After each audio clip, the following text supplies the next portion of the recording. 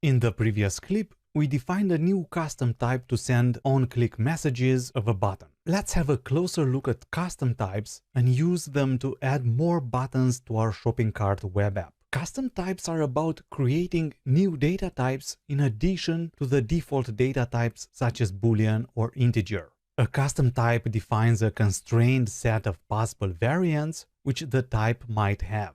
Think of variants as special kinds of values. When defining a custom type, the possible variants are separated by the pipe symbol, which we can interpret as OR. For example, we can define a new custom type named message, which has three variants, A or B or C.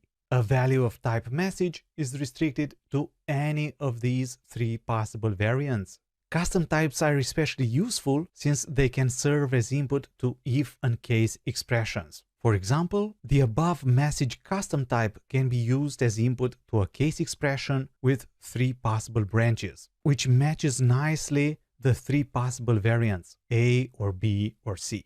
Type aliases are very different from custom types. In contrast to them, type aliases are about assigning new names to existing types. Watch out, it's just a new name, not a new type. The whole point of type aliases is to reduce code repetition and make the code easier to understand by giving a new name to a lengthy type definition. They are especially useful for records, since records can have many fields of various types, which creates a lot of clutter when those records are used as parameters for other functions. For example, think about the records we use for each product in the shopping cart. Although the record has just three fields, it's still a bit cumbersome to use. Instead, we can define a new type alias and reduce code repetition. Let's have a demo to see custom types and type aliases in action. First, we are going to add two more buttons to the web app. A button to decrement quantities and another button to reset quantities back to their initial values.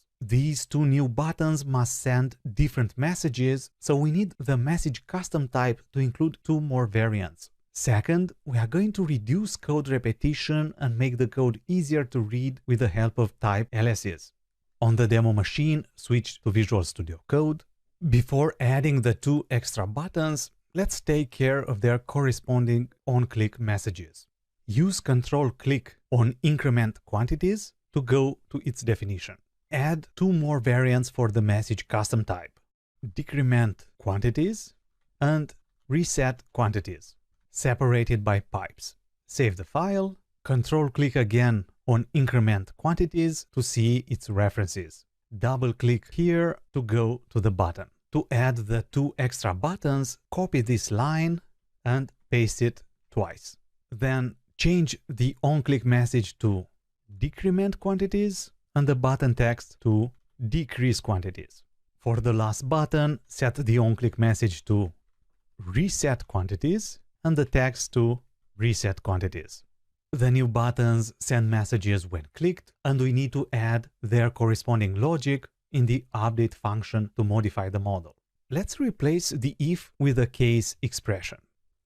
Case message of increment quantities, arrow, and the previous logic to increment each quantity. The next branch is decrement quantities, arrow. The actual code is very similar to the previous branch, so copy and paste it, then modify to -1 instead of +1, so that each quantity is decreased with 1 when clicking the button. The last branch is reset quantities, arrow, and the initial values which are returned by products model. Save the file, switch to the browser, and refresh the page. Now we have three buttons.